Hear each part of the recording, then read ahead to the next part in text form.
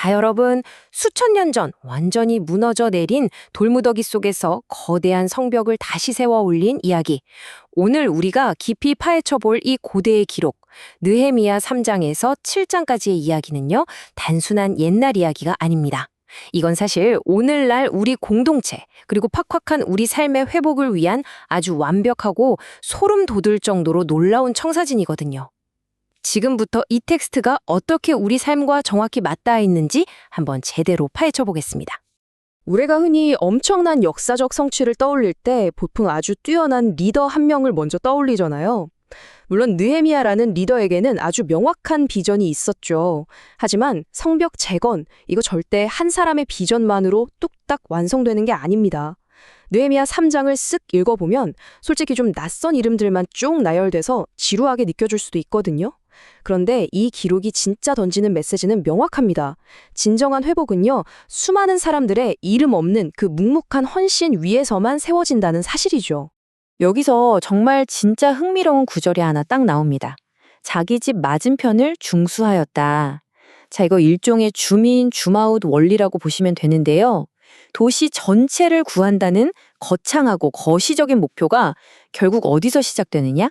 바로 내가 살고 있는 내 공간, 내 자리를 책임지는 아주 작은 미시적인 행동에서부터 시작된다는 겁니다. 생각해 보세요. 거대한 커뮤니티가 무너지기 전에 가정이 먼저 무너지고 그 전에 개인이 먼저 무너지잖아요.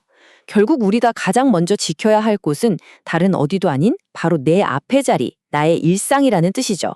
그 다음은 원본 텍스트를 보면 놀랍게도 이 구절이 끊임없이 계속해서 반복됩니다. 이 전략적인 반복, 절대 우연이 아니에요. 이 짧은 문장들이 계속 이어지면서 마치 심장박동처럼 엄청난 추진력을 만들어내거든요. 어떤 슈퍼히어로 한 명이 짠 하고 나타나서 혼자 다 해결한 게 아니라 벽돌 하나하나가 쫙 이어지듯이 평범한 사람들이 서로 어깨를 나란히 하고 각자의 몫을 해냈다는 거. 이걸 아주 생생하게 보여주는 대목인 거죠. 그럼 도대체 누가 이 거대한 성벽을 지었을까요? 명단을 보면 진짜 재밌습니다. 대제사장 엘리야십부터 시작해서요. 여리고 사람들, 금 세공업자들, 향수 만드는 사람들, 각 지역의 리더, 상인, 레위인, 심지어 딸들까지 참여했습니다. 이 엄청난 다양성을 한번 보세요. 공동체가 회복되려면 직업, 지위 이런 거 싹 다 막론하고 모두의 참여가 필요하다는 겁니다. 무슨 전문 건축가들이 지은 게 아니라 그냥 묵묵히 자기 삶을 살아가던 평범한 사람들이 이 거대한 프로젝트의 진짜 주인공이었던 거예요. 근데 이렇게 모두가 땀 흘리며 헌신하는 와중에도 늘 그렇듯 예외는 존재합니다. 바로 이를 분담하지 않고 쏙 빠진 드르고와 귀족들이죠. 어느 시대, 어느 조직에나 항상 뒷짐지고 책임 회피하는 사람들은 꼭 있잖아요. 하지만 역사와 신은 아시죠? 참여하지 않은 사람들의 얄팍한 핑계나 변명 같은 건 기억하지 않습니다. 기꺼이 땀 흘리고 흙을 만지며 헌신한 사람들의 이름만 기록하고 영원히 기억한다는 거, 여기서 확실히 짚고 넘어갑니다. 자, 이제 이야기는 소위 혼란스러운 중간 단계로 접어듭니다.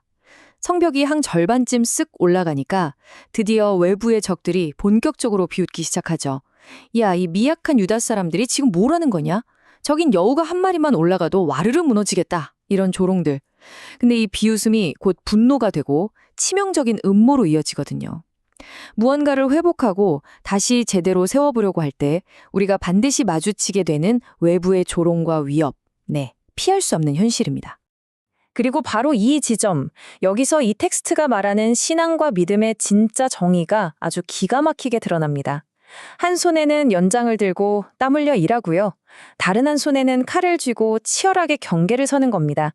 영적인 긴장감을 가지고 간절히 기도하면서도 현실에서는 딱 파수꾼을 세워두고 직접 내 손으로 흙을 만지며 일을 하는 거죠.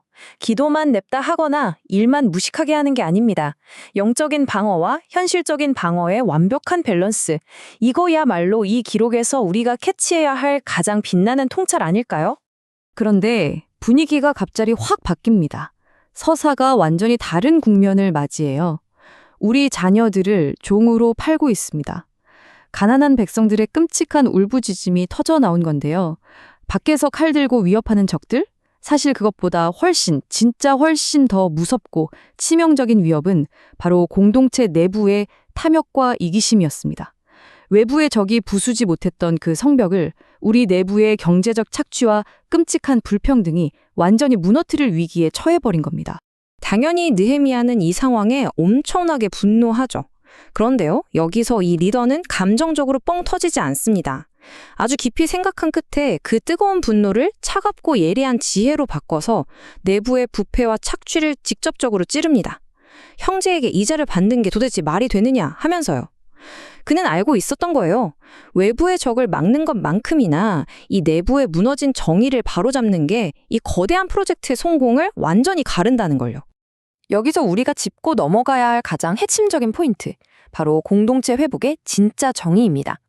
회복이라는 게 단순히 벽돌 쌓아서 물리적인 벽만 높게 올리는 걸까요? 절대 아닙니다. 사회적인 정의를 똑바로 세우고 리더가 먼저 뼈를 깎는 희생을 보여줄 때 비로소 완벽한 회복이 이루어진다는 거죠. 느헤미야를 보세요. 신을 경외하는 마음으로 자기가 당연히 챙길 수 있었던 총독의 권리나 경제적 혜택까지 다 포기합니다. 리더가 스스로 기득권을 확 내려놓고 희생하니까 바닥을 쳤던 대중의 신뢰가 다시 콘크리트처럼 견고하게 세워지는 겁니다. 이제 성벽이 거의 다 완성되어 가니까 다급해진 적들이 별의별 비열한 방해 공작을 다 쓰기 시작합니다. 오노 평지에서 평화롭게 만나서 얘기 좀 하자고 꼬시는 유인책부터 아주 악의적인 가짜뉴스, 암살하겠다는 직접적인 협박, 심지어는 종교적인 형태를 띤 거짓 예언까지 동원돼요. 정말이지 목표 달성이 눈앞에 딱 보일수록 방해의 수준은 상상을 초월할 정도로 교묘해지고 필사적이 됩니다. 그런데 이 엄청난 압박, 이 난리통 속에서 느헤미야가 어떤 태도를 보였는지 주목해 보셔야 합니다. 내가 지금 이 엄청난 역사를 진행 중이라 거기로 내려갈 수 없다. 와, 이 집중력과 사명감, 단 한치의 흔들림도 없죠. 적들이 온갖 거짓말과 협박을 쏟아낼 때 그가 선택한 건 아주 단순하고 명확한 호소, 딱 하나였습니다. 이제 내 손을 힘있게 하옵소서. 주변의 온갖 노이즈 싹 다 차단해버리고 오로지 자기가 완수해야 할 사명, 그 하나에만 시선을 확 고정해버린 겁니다. 그리고 마침내 그 모든 조롱, 정말 치명적이었던 내부의 위기, 생명을 위협하는 암살 협박들을 다 뚫어내고 불타버렸던 돌들이 제자리를 찾아서 성벽이 완벽하게 완성되기까지 걸린 시간, 단 52일. 여러분, 52일입니다. 이 말도 안 되게 극적이고 경이로운 숫자는요, 그들의 철저한 헌신과 미친 듯한 집중력이 만들어낸 그야말로 엄청난 결과물이었죠. 이 52일간의 믿을 수 없는 승리. 이 결과에 대해 원본 텍스트는 주변의 모든 사람이 고개를 끄덕일 수밖에 없는 결론을 냅니다. 우리 하나님께서 이 역사를 이루신 것을 모두가 알게 되었다. 이건 그냥 인간들이 악착같이 노력해서 혹은 리더 한 명이 뛰어나서 이뤄낸 수준의 업적이 아니었다는 거죠. 신의 개입이 있었다는 걸 주변의 원수들, 적들조차도 뼈저리게 깨닫고 두려워하게 만든 겁니다. 자, 그럼 성벽이라는 이 거대한 구조물이 완성됐으니까 끝일까요? 아닙니다. 느헤미야는 완성되자마자 즉시 아주 빠르게 우선순위를 건물에서 사람으로 완전히 확 바꿔버려요.